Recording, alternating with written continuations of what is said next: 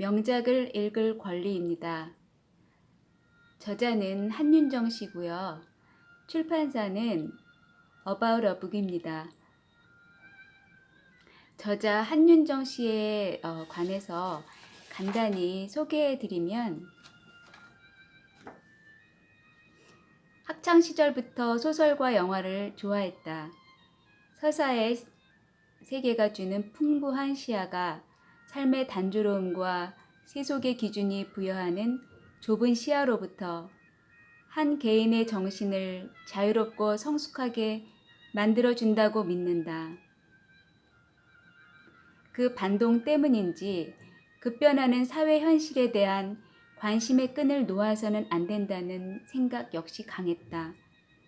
두 가지 힘의 견인 속에서 작품에 나타난 현실의 양상을 찾아내거나 문화가 사회의 진보에 미치는 영향을 살펴보는 일에 관심을 갖게 됐다.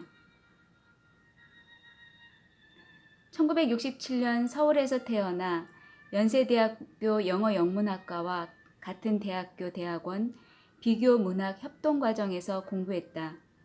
1991년 경향신문 편집국에 입사해 사회부, 경제부, 전국부를 거쳐 문화부 기자로 일하고 있다. 다시 쓰는 한반도 100년, 책 읽는 대한민국, 번역가의 책 읽기 등을 연재했고, 논문으로는 전 지구화 시대의 한국 영화에 나타난 트랜스내셔널리티 연구 등이 있다. 사회적 가치와 문화 예술의 영역을 신문 독자에게 전달하는 문화 저널리즘의 역할에 대해 연구하고 싶은 꿈을 갖고 있다. 명작을 읽을 권리라는 이 책은요, 다양한 작가들과 또 영화, 그 연관성에 관해서 저자가 생각하는 바를 각 챕터마다 이렇게 기술하고 있는 형식을 취하고 있습니다. 그 중에서 저는 제가 좋아하는 작가 버지니아 울프와 그녀의 작품이죠. 델러브인, 또 그와 연관된 영화 디 아워스라는 내용을 가지고 여러분께 소개해드리고자 합니다. 먼저 작가 버지니아 울프에 관해서 간략하게 소개해드리겠습니다. 우리나라에서는 시인 박인환의 시 목마와 숙녀라는 시에 버지니아 울프가 등장합니다. 그 첫 연에 나오는 부분인데요. 한 잔의 술을 마시고 우리는 버지니아 울프의 생애와 목마를 타고 떠난 숙녀의 옷자락을 이야기한다. 이 구절로 유명한 버지니아 울프는 1882년 영국 런던에서 태어났다. 철학자이며 영국 인명사전의 편자인 엘 스티븐의 딸이다. 1895년 그녀는 어머니가 사망한 후 정신질환 증세를 보이기 시작하였으며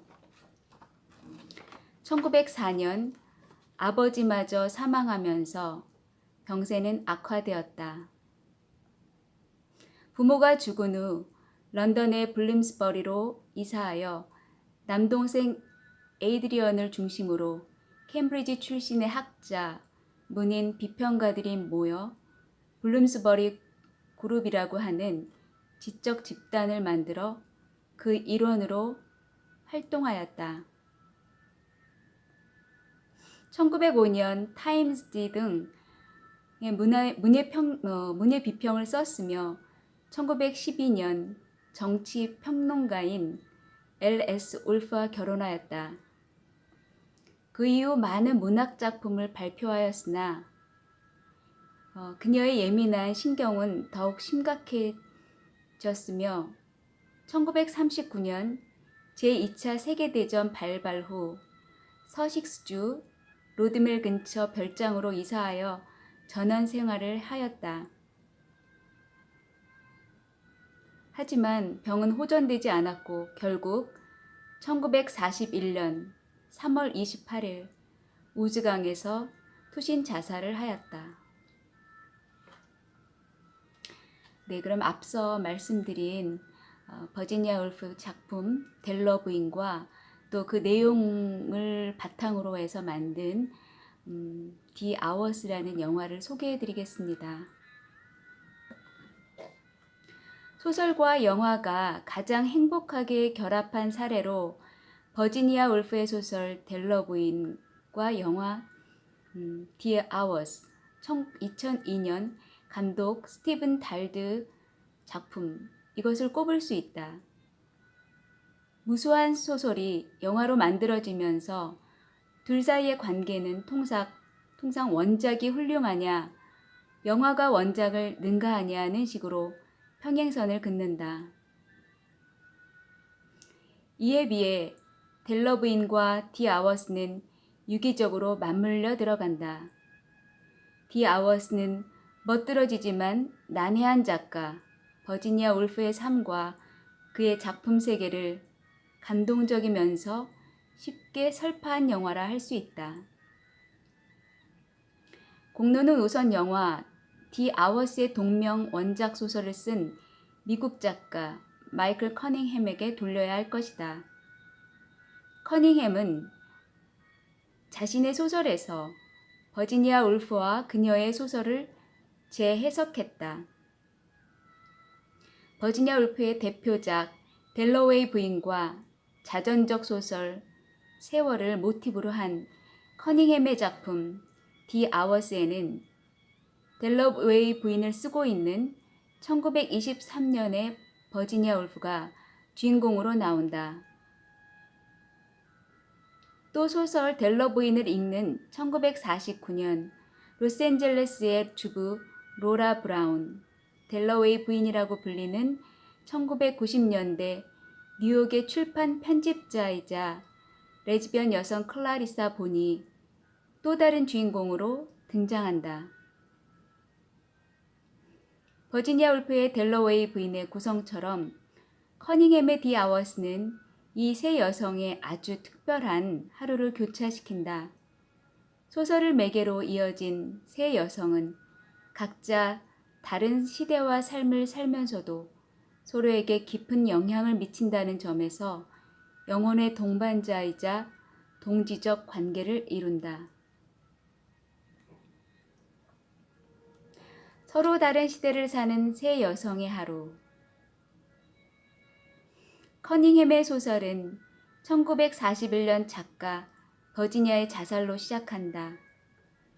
제2차 세계대전의 와중에 느끼는 일상의 고통과 완전한 예술을 향한 불가능한 요구, 다시 찾아온 정신분열증 앞에서 고뇌하던 버지니아는 어느 날 아침 남편 레너드에게 유서를 남기고 집을 나와 주머니에 무거운 돌을 넣은 채 서섹스의 우주강으로 걸어 들어간다. 버지니아의 죽음은 작품 전체에 검은 장막을 들이운다. 작가는 우리가 견고하다고 믿는 생의 이면에 늘 죽음의 그림자가 존재하며 그것이 짙어지는 과정이 세월이란 점을 말하기 위해 그녀의 죽음을 도입부에 배치한다. 시계는 다시 1923년 영국의 한적한 시골인 리치먼드의 하루로 돌아간다. 두통에 시달리는 작가 버지니아는 자신이 쓰려고 하는 소설의 첫 문장을 이렇게 생각해낸 상태다. 델러웨이 부인은 자신이 직접 꽃을 사오겠다고 말했다. 신경쇠약으로 2차례 자살까지 시도한 버지니아의 건강을 염려해 남편 레너드는 시골로 이사했다. 호가스 하우스로 불린 이곳에서 그는 소일 삼아 호가스 출판사를 차려 책을 인쇄하고 있다. 소설 구상에 몰두하는 버지니아는 레너드로부터 다른 부부처럼 함께 식탁에 앉아 점심을 먹자는 핀잔을 듣는다. 하인들도 글쓰기에 빠져 집안일을 소홀히 하는 안주인을 비아냥거린다. 버지니아의 소설 속에서 1923년 6월 런던에 사는 하원 의원 델러웨이의 부인 클라리사는 저녁 파티를 준비하고 있다. 50대 초입에 들어선 그녀는 안정되고 행복한 삶을 살았음에도 공허와 절망을 느낀다. 버지니아는 델러웨이 부인이 파티를 끝낸 뒤 자살하게 할까 말까를 계속 고민하고 있다. 오후가 되자 런던에 사는 언니 바네사가 새 아이를 데리고 버지니아를 방문한다. 버지니아는 아이들이 정원에서 발견한 죽은 새를 땅에 묻으면서 그 새와 동질감을 느낀다.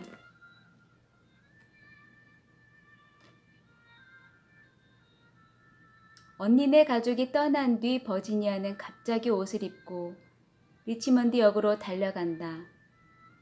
아내가 없어진 걸 발견하고 급히 쫓아온 레너드에게 버지니아는 시골 생활이 질식할 것 같다면서 런던으로 돌아가겠다고 소리친다. 레너드 역시 흥분하지만 런던으로 돌아갈 것을 약속한 뒤 버지니아를 집으로 데려온다. 커닝햄의 소설에 나오는 버지니아의 삶은 사실에 기초한 것이다. 작가 버지니아 울프는 학자이자 문필가였던 아버지 레슬리 스티븐과 아름답고 활동적인 어머니 줄리아 프린셉 덕워스 사이에서 태어났다. 두 사람 모두 재혼으로 레슬리에게는 지적 장애인 딸, 줄리아에게는 이남 일녀가 있었다. 그리고 두 사람 사이에 다시 이남 이녀가 태어났는데 버지니아는 그중 셋째였다. 13살에 어머니 22살의 아버지를 잃으면서 우울증과 대인기피증, 환청 등 신경쇠약에 시달린다. 아버지 사후 스티븐 후손과 더거스 후손은 뿔뿔이 흩어지게 된다. 이때 스티븐 더거스 부부의 자녀 중 맏언니 바네사는 캠브리지 대학에 다니던 남동생 토니, 버지니아 등과 함께 블룸스버리로 이사한다. 이를 계기로 토비의 친구인 클라이브 벨, 자일스 리톤, 스트레이치, 존 메이너드 케인스, 레너드 울프 등이 모이면서 당대 최고의 지식인 집단 그룹이 형성된다. 30살의 레너드 울프와 결혼한 버지니아는 첫 소설 출항을 발표한다. 이어 의식의 흐름 기법을 쓴 델러웨이 부인과 등대로, 세월 등으로 모더니즘을 대표하는 작가가 된다. 그럼에도 청년기부터 평생 따라다니던 정신병은 작가를 자살로 몰고 간다. 커닝햄은 이 같은 버지니아 울프의 분신으로 로라 브라운과 클라리사 본이라는 두 사람의 미국 여성을 더 창조한다. 둘째를 임신한 로라는 남편 데네 생활에 어린아들 리처드와 함께 케이크를 만든다. 그러나 살림 솜씨가 없는 로라는 케이크 만들기에 실패한다. 그녀의 불안과 공허함은 아들에게 전염된다. 그때 이웃인 키티가 로라를 찾아와서 자궁의 병 때문에 병원에 가게 됐다며 걔를 부탁한다. 눈물을 흘리는 키티를 위로하던 로라는 순간적으로 키티에게 키스를 한다. 로라는 다시 케이크를 만든 뒤 리치를 베이비시터에게 맡겨놓고 차를 몰고 외출한다. 호텔에 혼자 투숙한 로라는 버지니아 울프의 소설 델러 부인을 꺼내 읽으면서 다른 세상에서라면 책을 읽으며 인생을 보냈을지 모른다고 생각한다. 몇 시간의 일탈을 끝내고 집으로 돌아온 로라는 남편 댄의 생일 파티를 치른다. 한편 클라리사 본은 전 애인인 리처드로부터 델러웨이 부인으로 불린다. 그녀는 델러웨이 부인이 소설 초입에서 그랬던 것처럼 광장으로 꽃을 사러 나간다. 작가인 리처드의 문학상 수상식에 맞춰 자신의 집에서 파티를 준비하기 위해서다. 리처드는 우울증에다 에이즈 환자로 고립된 생활을 한다. 리처드와 헤어진 클라리사는 동성 애인인 셀리와 15년째 함께 살면서 리처드를 보살피고 있다. 파티를 통보하러 간 클라리사에게 리처드는 심한 히스테리를 부린다. 아침부터 그와 한바탕 싸움을 치른 클라리사는 시상식 준비를 위해 오후에 다시 리처드의 아파트를 찾아가는데 리처드는 그녀가 보는 앞에서 창문에 몸을 던져 자살한다. 그의 장례식이 끝난 뒤 리처드의 우울과 방황의 원인을 제공한 어머니 로라가 클라리사의 연락을 받고 찾아온다. 둘째를 낳은 뒤 아침 식사를 차려놓고 호련히 사라진 로라는 캐나다 토론토에서 사서로 살았다. 리처드를 사이에 둔 두 여성은 이렇게 그의 죽음 앞에서 처음 만난다. 1999년 퓰리처상과 펜 포크너상을 받은 커닝햄의 소설은 영화 디 아워스로 더욱 유명해졌다. 니콜 키드만, 줄리안 무어, 메릴 스트립이라는 쟁쟁한 여배우들이 출연한 이 영화는 원작보다 훨씬 감각적이고 뛰어난 심리 묘사로 세 여성의 삶에 육박한다. 또 원작 소설에서 비중이 작았던 로라에 대해서도 동등한 몫을 할애한다. 영화 속 로라는 호텔에서 델러웨이 부인을 읽으며 자살하던 순간에 버지니아 울프가 된 것처럼 강물이 자신을 덮치는 악몽을 꾼다. 자살을 포기한 그녀는 집으로 돌아온다. 생일 케이크를 앞에 둔 남편 댄은 흡족해하며 자신이 로라와 결혼한 경위를 설명한다. 전쟁터에 나간 그는 목숨이 촌각에 달려있는 순간마다 어딘가 우울해 보이던 고등학교 동창 로라를 떠올린다. 로라를 차지하는 게 그가 살아남아야 할 이유였다. 로라는 남편에게 억지 웃음을 짓지만 화장실에서 혼자 울음을 터뜨린다. 커닝햄 소설과 영화 디 아워스에서 작가 버지니아 울프는 델러웨이 부인을 죽일까 말까를 계속 고민한다. 나중에 완성된 소설 델러웨이 부인을 보면 델러웨이 부인은 옛 구혼자로 인도에서 막 돌아온 피터 윌시의 갑작스런 방문을 받고 약간 후회스러운 감정으로 자신의 생을 돌아보긴 하지만 자살을 하기에는 지나치게 평온해 보인다. 오히려 자신의 파티에 사전 예고 없이 수상이 찾아온 것을 보고 자랑스러워하는 그녀의 모습은 영국 부르주아 여성의 허세를 드러낸다. 대신 죽음은 델러웨이 부인이 아침에 꽃을 사러 나갔을 때 마주친 젊은 남자인 셉티머스 워런 스미스의 몫이 된다.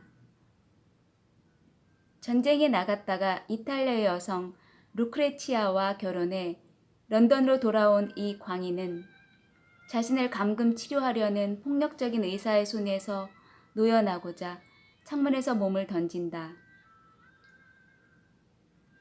평온하게 느껴지는 일상을 한 커플 벗겼을 때 존재하는 죽음의 이미지인 셉티머스는 델러웨이 부인의 더블, 즉 또 다른 자아이다. 커닝햄의 소설에서 셉티머스는 리처드의 모습으로 나타난다. 리처드는 어머니 로라가 끝까지 살아남은 것과 달리 스스로 목숨을 끊는다. 1923년의 버지니아 울프, 1949년 영화에서는 1951년으로 나옵니다. 이 영화에서는 로라 브라운, 1990년대의 클라리사 본의 삶은 어떤 차이가 있을까? 작가 버지니아 울프의 동성애 성향은 널리 알려진 사실이다. 영화에서 버지니아는 언니 바네사에게 키스를 한다.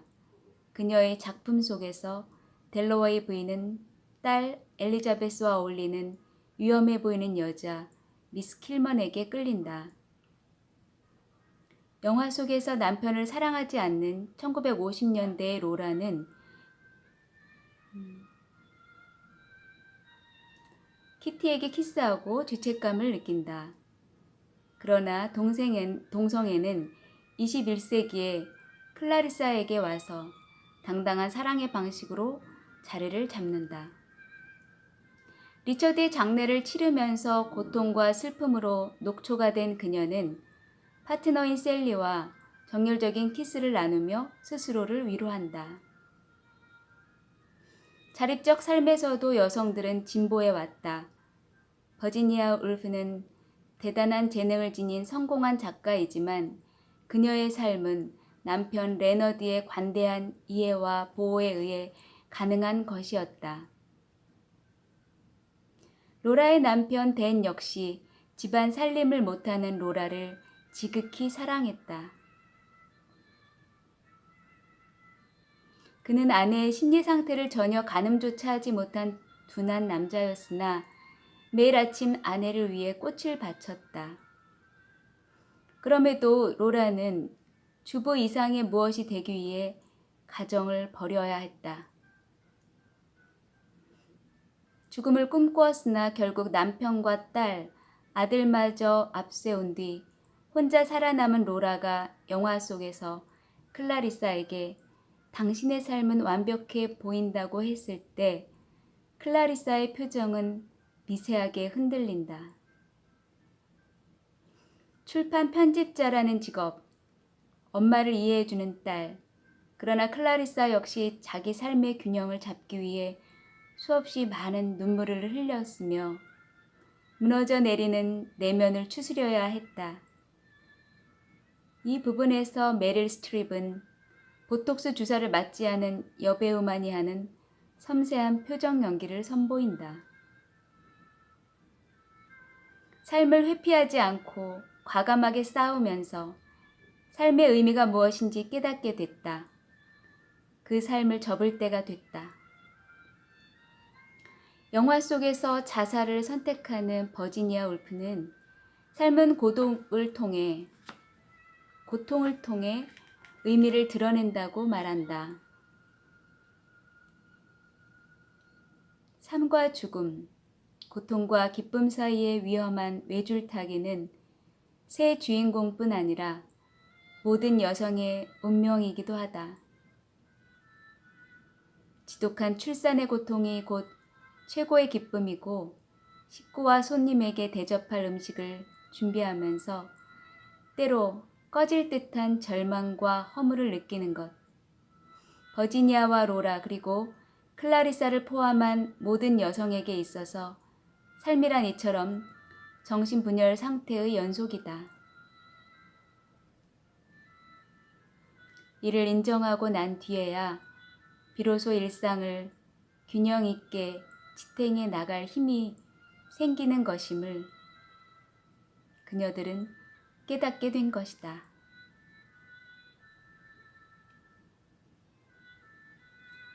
지금까지 함께 해주셔서 매우 감사드리며 다음 시간에 또 뵐게요.